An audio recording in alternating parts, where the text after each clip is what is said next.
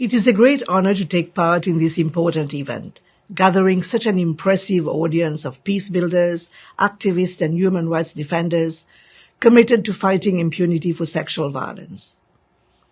As Special Representative of the UN Secretary-General on Sexual Violence in Conflict, I have seen firsthand how, despite important progress over the past decades, sexual violence survivors continue to carry the shame and stigma associated with this crime, with their credibility very often being questioned throughout reporting and judicial processes, as well as within families and communities. Gender inequality and discrimination, weak rule of law institutions, and inadequate legal systems which perpetuate gender stereotypes remain key challenges to access to justice and accountability for sexual violence survivors. Those that overcome family and societal pressure and decide to come forward face stigmatization and discrimination by the very institutions that should protect them. I have seen in many contexts how their accounts are being challenged and disregarded by lack of gender-sensitive law enforcement officials during questioning, evidence collection, and other procedures relating to the investigation. I have also seen how, in contravention of international standards in judicial proceedings, victims continue to face damaging and intrusive attacks on their sexuality, with courts admitting evidence of their prior sexual conduct, requiring corroboration of testimony, or inferring consent despite a coercive environment. And indeed, survivors also face great challenges related to discriminatory laws and practices.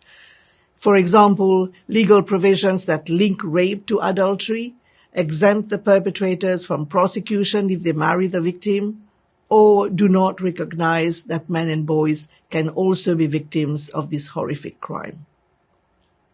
Despite all these challenges, accountability efforts can succeed and therefore must be pursued. In 2019, the Security Council in Resolution 2467 called on all member states to fight impunity for conflict-related sexual violence in a survivor-sensitive manner, which also addresses the root causes of these crimes. An extraordinary example of successful survivor-centered prosecution is the Cepu Zarco case, where innovative strategic litigation strategies were put in place with tireless support from civil society organizations.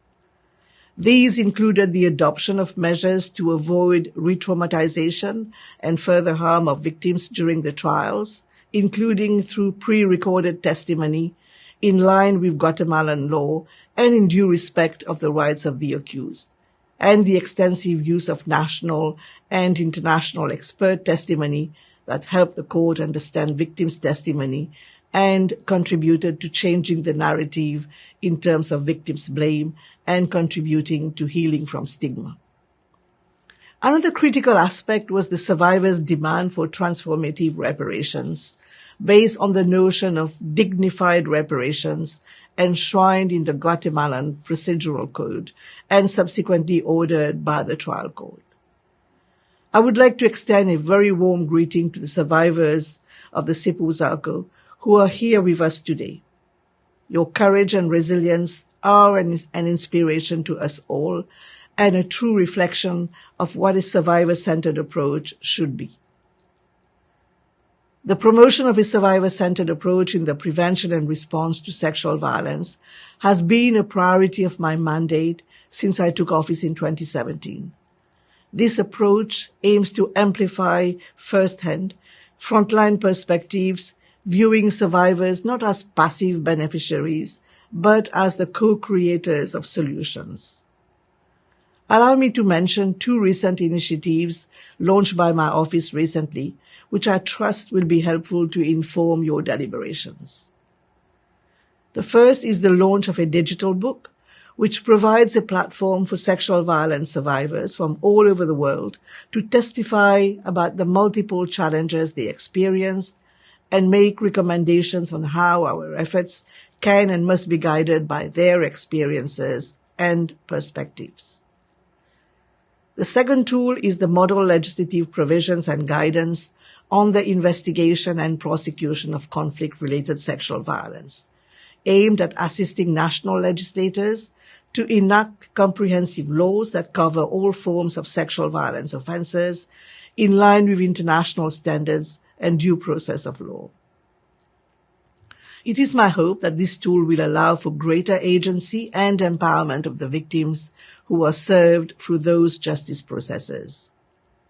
It is time to shift the blame from survivors to perpetrators and send a clear message that the world will not further tolerate the use of sexual violence. I wish you a very successful meeting and assure you of my full support and that of my office to bring visibility to the efforts that you are driving. Thank you.